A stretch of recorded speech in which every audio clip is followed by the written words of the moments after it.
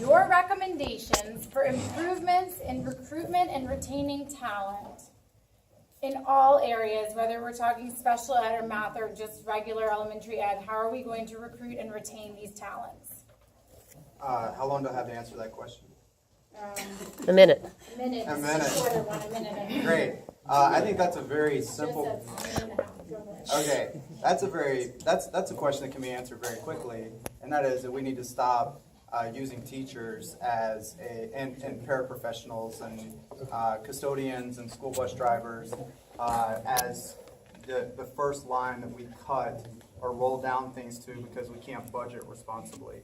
Secondly, I believe that every central office employee who makes over 6 figures a year, who is pushing down policies from the central office into classrooms, should be spending at least 1 day per week in the classroom teaching, experiencing what those policies are, or the repercussions of those policies. I would also say that maybe if we weren't spending $20,000 per pupil on a $1 billion budget and not appropriating that money correctly, the teachers might feel a little bit more supported in the school system. I would also just like to add that that with regard to the millage rate, it is correct that the millage rate has not been raised. It is incorrect to say that there has not been a tax increase every year. And the reason being is because Georgia law requires that if the increase in property tax is not budget neutral, then the Board of Education must advertise, as they're doing now, that there will be an increase in taxes. The millage rate is supposed to be rolled back. So once again, I am getting fed up with alternative facts. The property taxes have been increased, and I will leave it there. So just to be clear, the question is about recruitment of teachers, correct? Retaining talent. Okay, recruitment and retaining talent.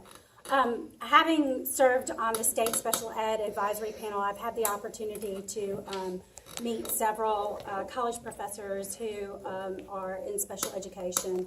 And just so you understand, special education is a degree in and of itself. So you can become a teacher, and that's a degree of certification. And special education is an actual degree. So once it's very difficult. It's easy to be gifted certified, but it's very difficult to go back and get special ed, quote unquote, certification. It is a degree. We have great institutions here. Kennesaw is producing wonderful teachers. The University of Georgia is producing wonderful teachers. Even went down to Valdosta State and West Georgia. All have great educational programs where they're teaching teachers how to be 21st century teachers and engage learning in a collaborative way with technology. We just need to do a better job in our Human Resources Department of reaching out to those colleges and offering them the opportunity to come in. I know at Morningside Elementary School we partner with Georgia State, and we have student teachers come in with the hopes that they decide to continue their career with Atlanta Public Schools. So I'd like to see more of that in our system moving forward. I'm going to have to do this in a list because there are so many things that we have done to improve hiring, recruitment, and retention of teachers. We have shortened the hiring process. We've made it much easier to understand. We've made it a lot more transparent.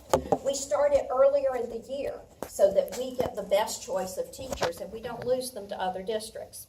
We've made dramatic improvements to both the onboarding process and to both initial teacher training and support throughout a new teacher's first year. We do individualized teacher and leader professional development. We recognize and reward excellence in our teachers through events such as our employee recognition ceremony, which we'll have next month, October 25th, I believe that is, where we recognize our excellent teachers and encourage them. We're in our second year of a 4-year plan to give teachers greater opportunities for professional development and growth, not only in the beginning of their careers, but throughout their careers.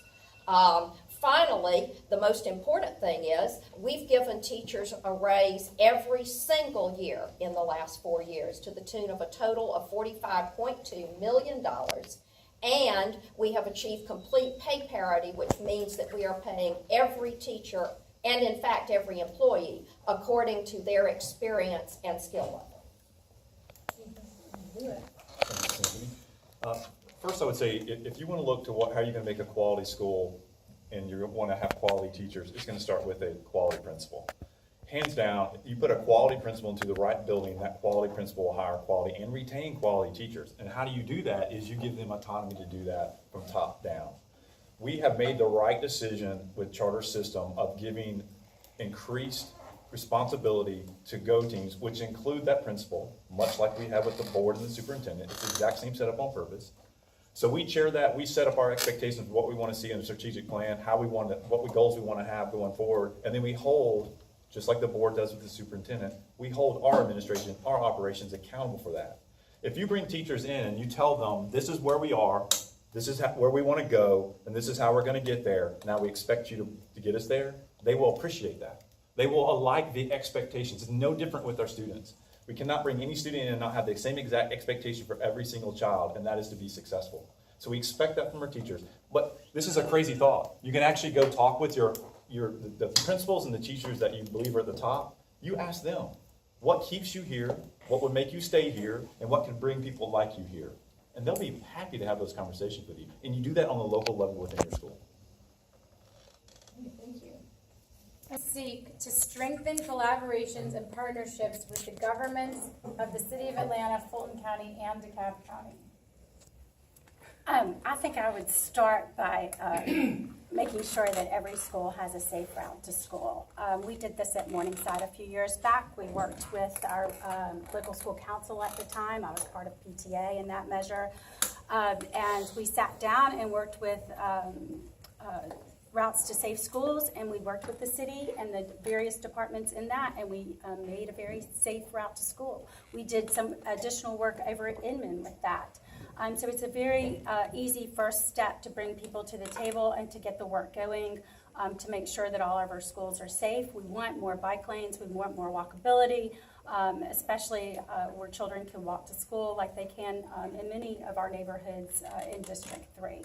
So I think that's an easy first step. Again, going back to the preschool, I think looking at birth to pre-K and understanding where we can work with various city departments and again state departments and county departments and bringing preschools to fruition in our neighborhoods that are free and affordable depending on what a particular area may need.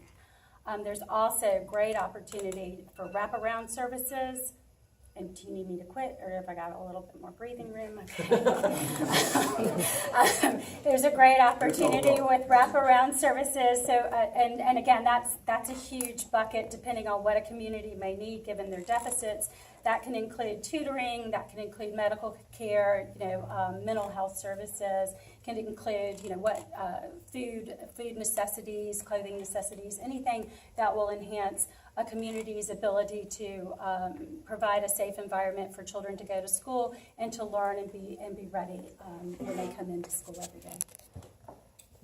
I'm sorry, can you repeat the question?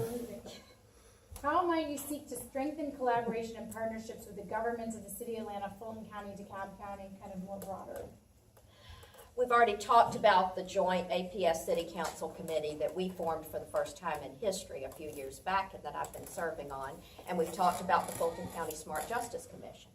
I think the best way to improve those relationships, first of all, is to elect people to public office in the city and the various counties who understand that public education is a foundation and in fact the foundation of the health and success of our city.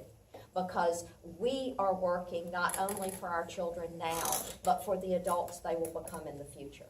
And any politician, any elected official who doesn't believe that is not going to be able to work collaboratively with us to help us make progress. I agree that relationships are the most important thing, not only with elected officials, elected official to elected official, as I've done with Natalie and with Alex and with so many others, but also with the senior staff in those offices, the folks that run the planning office, and the other offices in our city and county government, because they are career workers. And getting to know them and building relationships with them also helps us get what we need when the time comes. Educational justice is the responsibility, the obligation of every person in a leadership role to produce equal opportunities of success for every child. regardless of their race, their religion, their sexual orientation, their gender, or their economic status. Your question was how? How do you create that collaboration? You elect people that understand that mission. If you do not understand that mission and understand that the city that we say we want, no matter what role you sit in, you are not going to get that unless you take care of the schools first, period. That is the only way. I agree with Cynthia on that. That is the only way that you're going to do that. So again, going back, so I do this for my community as well. I'm the Community Association president. There's two things that people always show up for. They show up for public safety. The first time they ever come, they come for public safety or land use and zoning. The people that show up for public safety are usually upset, and you understand that. You empathize with them, you have a conversation with them, you listen to them, and you try to serve them for that. But they always want to do reactive measures. The way you spend your time and energy is proactive. And I look at them and go, what do you spend all that time and energy at that school that's sitting right there? You are then going to produce what you want to see in the city. And again, I'll go back, you must elect people that agree with that mission. And I'm sorry, I didn't see Felicia over there. I want to thank you for all the conversations we've had and all the ways in which you have been collaborative and cooperative with APS too. She's sitting over there and I didn't see her. All right, Charlie. All right, thank you. So I worked in DeKalb County as a teacher for 5 years. I worked with the administration in DeKalb County when I was a bullying awareness coordinator. I have some experience there, so I'll start with DeKalb County. Fulton County, when I was on the board of directors of Ada Atlanta, we got a lot of our grant funding through Fulton County. I was on the governance and nominations committee, but governance committee. Also served on the development committee of Ada Atlanta. We were a multi-million-dollar nonprofit. Had a lot of experience working there with Fulton County as well. With regard to the city of Atlanta, I want to clarify. I think the impression is that I don't know that there's a standing commission between the city council and the board of education. I obviously know that. Who's missing from that though is the mayor, and the mayor wields a lot of power. And we need a functioning standing commission, not a dysfunctional standing commission. And so to say how we're going to repair the relationship between the city and the school system and the school board is to say that we're willing to work with everybody who might be on there, regardless of personalities or regardless of beliefs. It is not productive to start off a new relationship or having been on a committee for 4 years and insult the people that are on that committee or say that you're only willing to work with people who believe the same way that you do. So I just think that we need to go into it with an open mind, and we need to put egos aside and repair this relationship because it's imperative that the two work together. Okay, thank you.